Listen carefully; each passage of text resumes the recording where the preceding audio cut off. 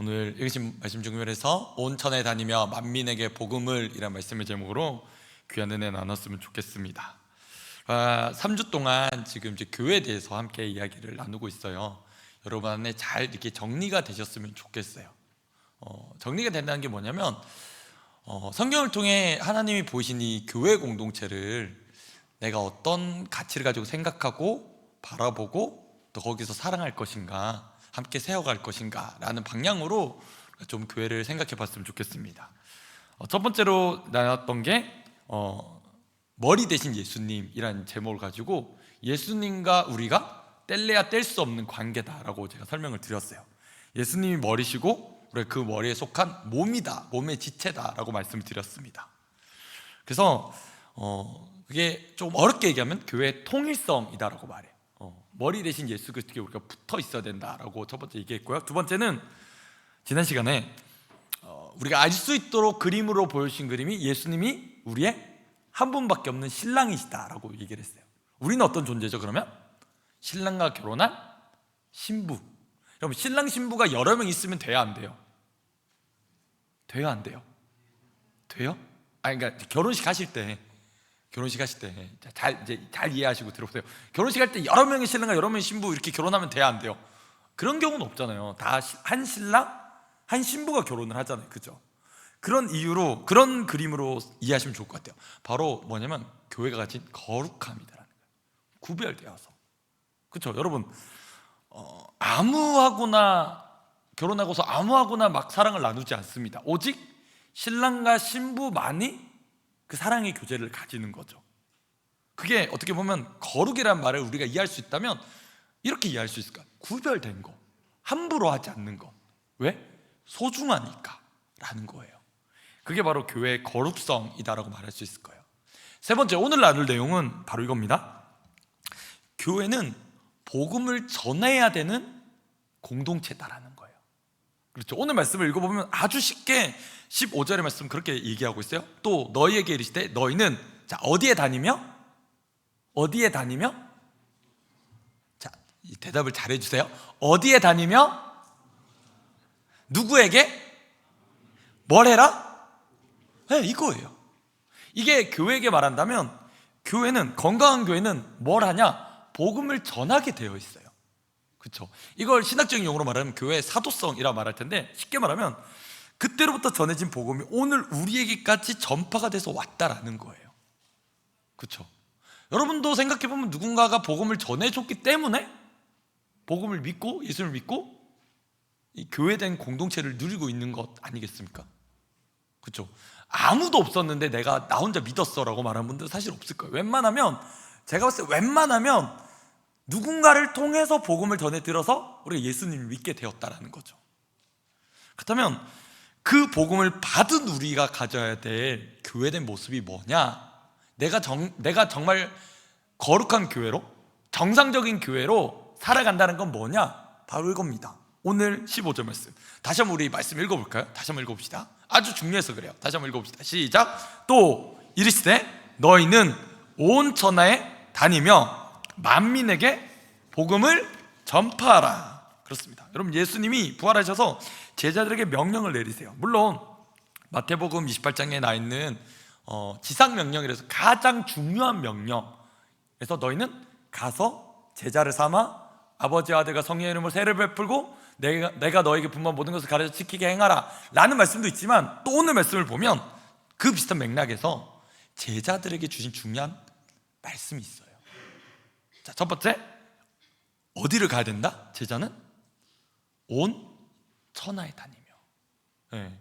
어제 우리 LG기 훈련하면서 그런 얘기를 나눴습니다. 혹시 여기 우리 있는 LG기 인원 중에 단기 선교를 갔다 와보신 분 한번 손 들어보세요 했더니 거의 많이 들었어요.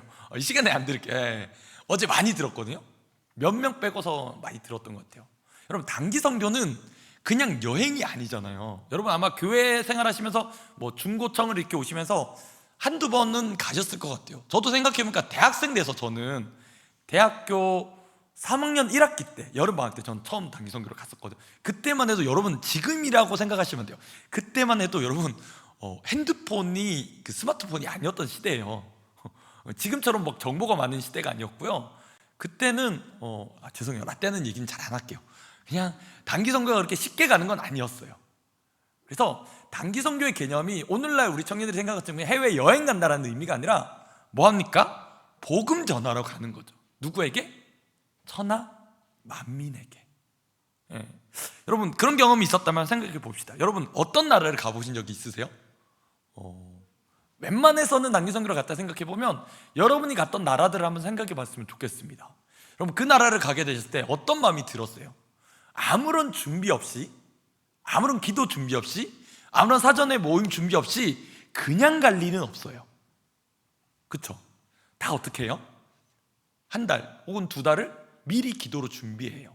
우리가 가게 될 나라 가운데 특별히 그들을 만나게 했을 때 하나님 아버지의 마음이 무엇인지 알 수 있도록 미리 기도로 준비하는 거죠. 제가 알기로 우리 청년들도 라오스를 갔다 온 걸로 알고 있습니다. 여러분 라오스 갔던 팀들 계실 텐데 그냥 갔나요? 어떻게 했어요? 준비했죠. 기도 모임 준비하고 또 그 나라에 대한 이해함을 가지고 가기 위해서. 혹시 우리가 갔을 때 문화적으로 너무 달라서 무례히 행하지 않도록 그들의 문화나 언어나 기본적인 것들을 배우고 갑니다. 자, 그랬을 때 갔을 때 만나게 하시는 사람들이 있다는 거예요. 누구죠? 만민에게. 그럼 옆에 사람 한번 이렇게 보셨으면 좋겠습니다. 잠깐 고개를 한번 돌려볼게요. 옆에 사람 살짝 보세요. 누가 앉아 있어요? 옆에 사람이요. 그렇죠. 옆에 사람이 앉아 있으니까 본 거죠. 보셨어요? 여러분 지금 이 시간에 앉아 있는 분들은 대개 한국인일 겁니다. 한국 국적을 가진 한국어를 쓰는 한국인들일 거예요. 그렇죠? 근데 말씀에 우리에게 제자들에게 내리신 명령은 뭐냐면 너희는 온 천하에 다니며 누구에게?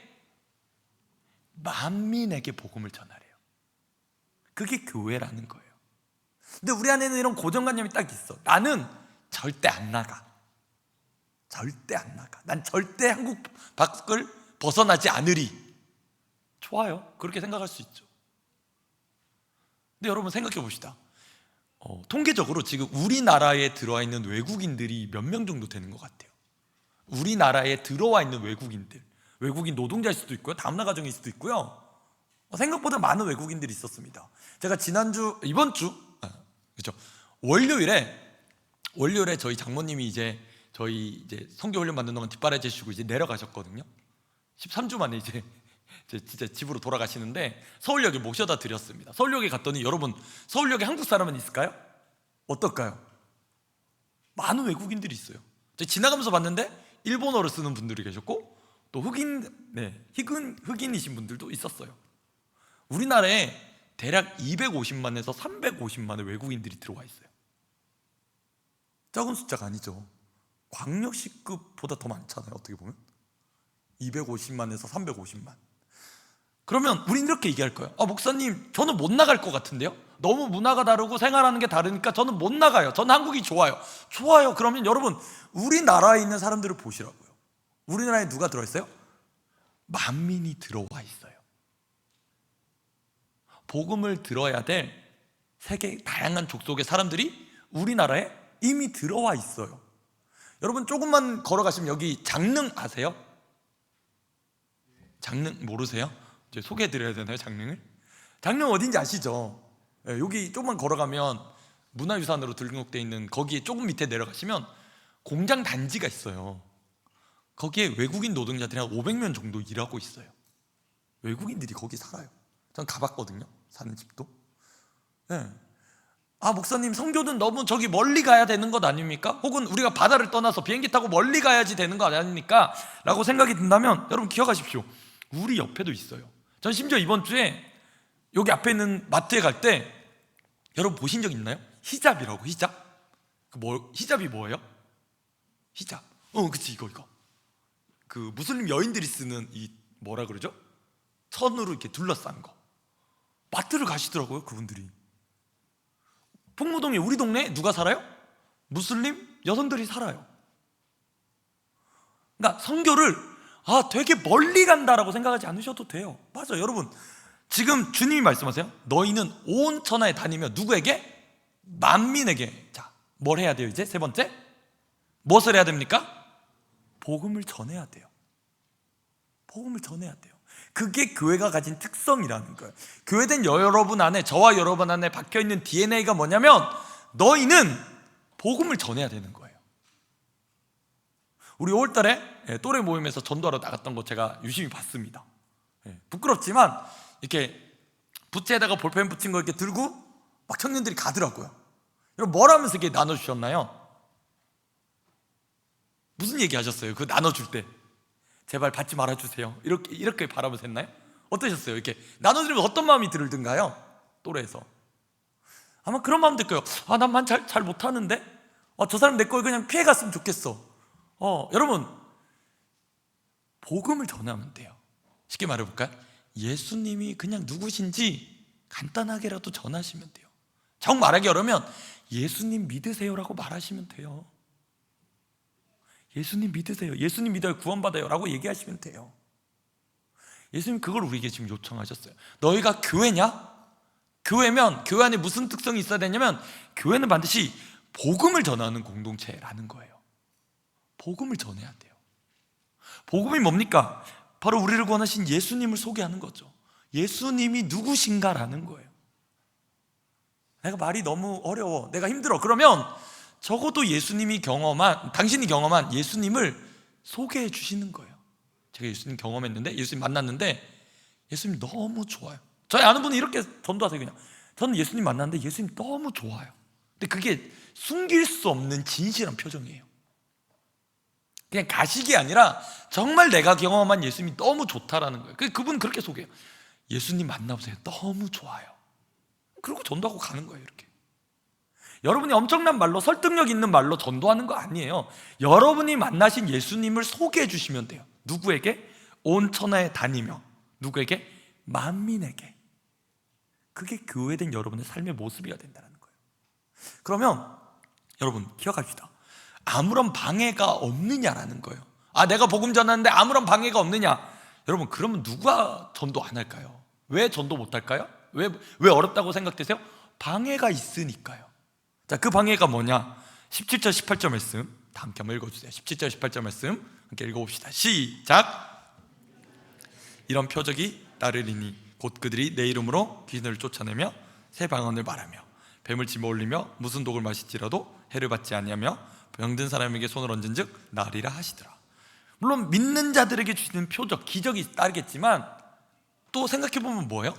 이만큼 방해가 있다라는 거예요. 무슨 방해야? 일단 여러분 마음 안에 두려움이 찾아와요. 전도하기 전까지는 아무렇지 않았거든요. 근데 전도하려고 딱 생각하면 마음에 뭐가 와요? 두려움이 몰려와요. 생각해보세요. 전도하기 전까지는 마음이 아무렇지 않았어요. 근데 딱 전도한다고 생각하니까 갑자기 마음이 어려워져. 내가 뭐라 말해야 되지? 혹 저 사람이 나에게 해코지하면 어떻게 하지? 여러분 저 사람은 절대 여러분에게 해코지할 의도가 없어요. 내 스스로 겁먹는 거야. 저 사람이 내 말을 듣고 화를 내면 어떡하지? 그게 내 안에 있는 염려예요. 전도할 때 가지는 걱정이라고요. 근데 보십시오, 여러분 믿는 자들에게 이런 표적이 따른대요. 그들이 내 이름으로 뭘 쫓아내며? 귀신을 쫓아내며. 자, 여러분 쫓아내는 사람이 힘이 센 거예요? 쫓김 당하는 사람이 힘이 센 거예요? 그치, 잘 얘기했어요. 쫓아내는 사람이 힘이 더 세요? 쫓김 당하는 사람이 힘이 더 세요? 그러면 귀신이 힘이 세요? 우리가 더 힘이 세요? 우리가요. 아세요? 내 이름으로, 예수님의 이름으로 귀신을 쫓아내는 권세를 교회에게 주셨어요. 근데 우린 도리어 우리가 더 겁먹고 있어. 절대 마귀가 나 공격하면 안 되는데. 여러분 성경 말합니다. 너희가 내 이름으로 귀신을 쫓아낸대요. 그리고 새 방언을 말한대요. 심지어 뱀을 집어 올리면 무슨 독을 마실지라도 해를 받지 않게 된대요. 그런데 문제는 뭐냐면 어려움들은 있다라는 거예요. 복음 전할 때 어려움이 있어요. 왜일까요? 여러분 당연하겠죠. 먼저 자리를 잡고 있었던 사람들이 누가 와서 당신 좀 비켜주십시오라고 말할 때 기꺼이 비켜준 사람이 어디 있겠어요? 다 싫어하지. 근데 기억하십시오. 주님이 교회에게 주신 말씀입니다. 무슨 말씀이냐? 너에게 이런 일이 있을 거다라는 거예요. 너에게 이런 일이 있을 거다. 여러분 예수님 믿습니까? 한번 여쭤보고 싶어요. 예수님 믿어요? 예수님 믿어요? 그럼 예수님 전해요? 저도 그러고 여러분도 그러고. 그러게 난 예수님 믿는데 왜 못 전할지? 교회를 그렇게 오랫동안 신앙생활을 했는데. 그럼 우리가 예수님을 전한다는 걸 어마어마하게 생각하지 않으셔도 돼요. 그러니까 예수님 전한다는 거를 내가 막 저처럼 막 보여서 저 목사님처럼 엄청나게 잘하리라, 절대 그런 착각하지 마세요. 여러분에게 맡게 하시면 돼요. 여러분에게 맡게 하시면 돼요. 내가 경험한 하나님, 내가 경험한 예수님의 그 사랑이 뭐지가 여러분 안에 있냐라는 거예요. 정말 여러분 예수님 사랑 경험해 보셨어요? 네. 그 사랑을 경험해 보셨으면 좋겠어요. 그러면 부정할 수가 없어요. 내가 그 사랑을 경험했던 걸 부정할 수가 없어요. 숨길 수가 없어요. 내가 말을 잘 못할지언정 그 사랑 자체를 숨길 수는 없어요. 그 사실을 숨길 수는 없다고요. 그럼 어떻게 해요? 부족한 말이지만 예수님을 전하게 돼요.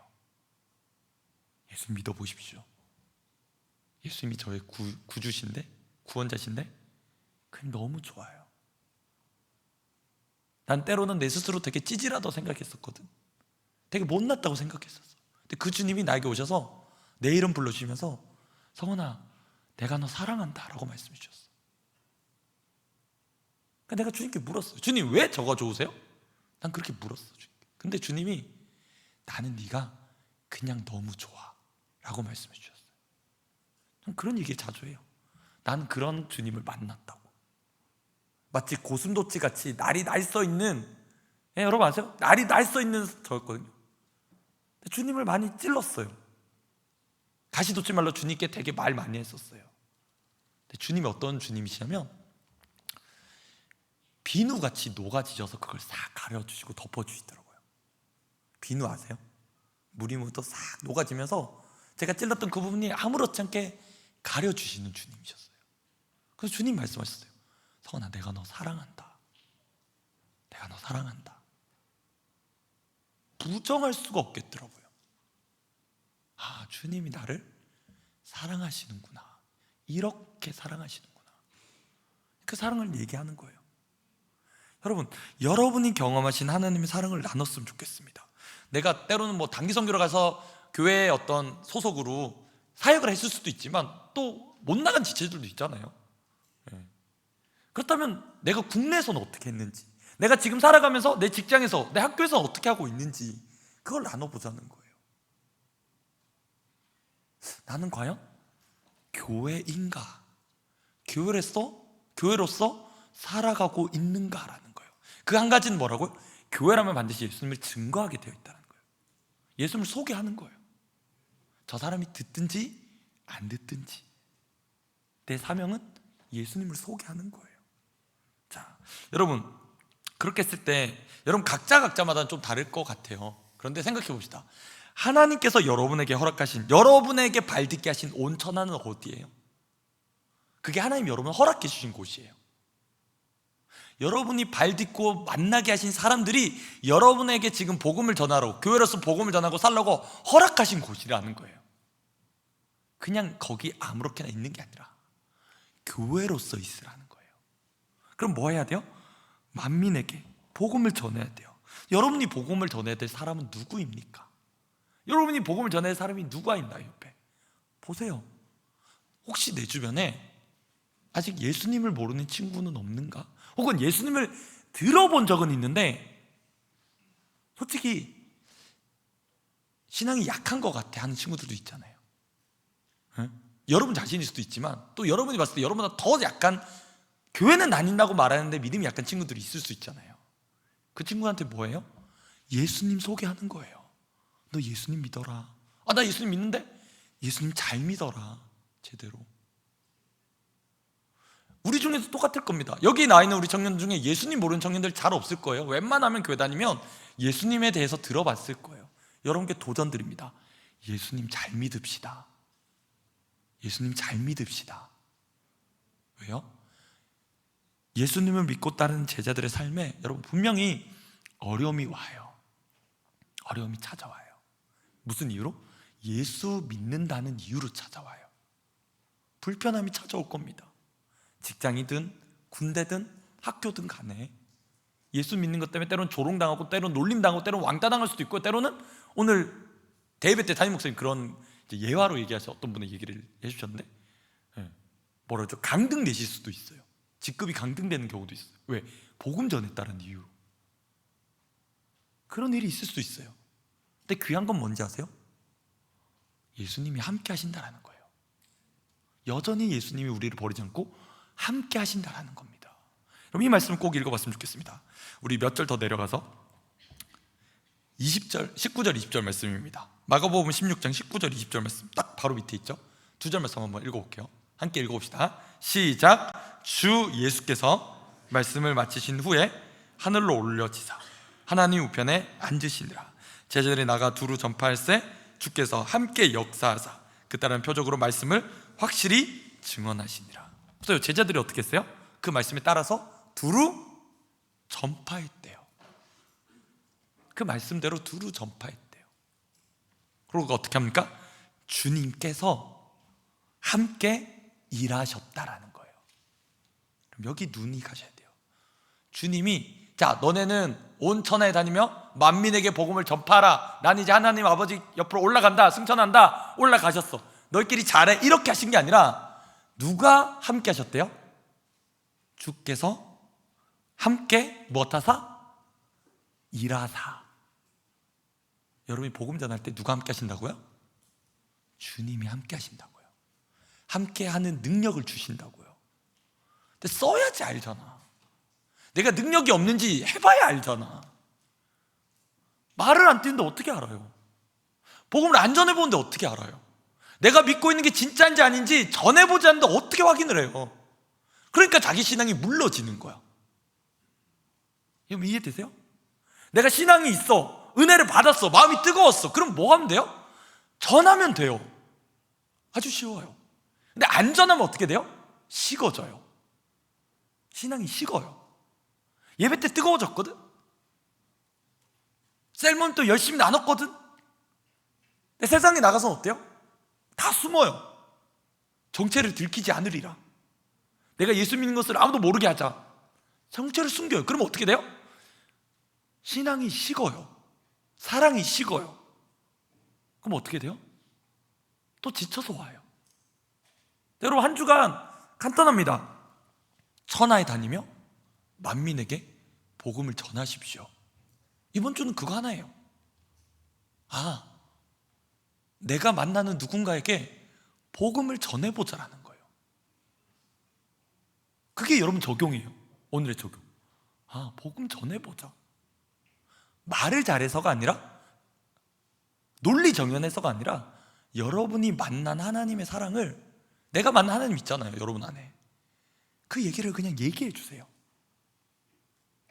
그럼 그냥 얘기하자 이러면 좀, 그러면 커피 한 잔 사주고 옆에 앉아라 해가지고, 커피 마신 동안은 어쨌든 내 얘기를 들을 거 아니에요, 이 친구는. 테이크아웃 커피라도 하나 해가지고 커피 사주면서 내가 할 얘기가 있는데 한 5분은 앉아있겠지 그 친구도. 얘기하는 거예요. 너 예수님 만나라. 예수님 진짜 좋다. 미쳤나? 이러면서 막 욕하겠죠. 그래도 걔가 어쨌든 커피 먹은 게 있으니까 버리진 않을 거예요. 한 주에 여러분 한번 해봅시다. 뭐요? 여러분이 다니며 만민에게 복음을 전하는 거예요. 그게 교회로 사는 거예요, 이 시대.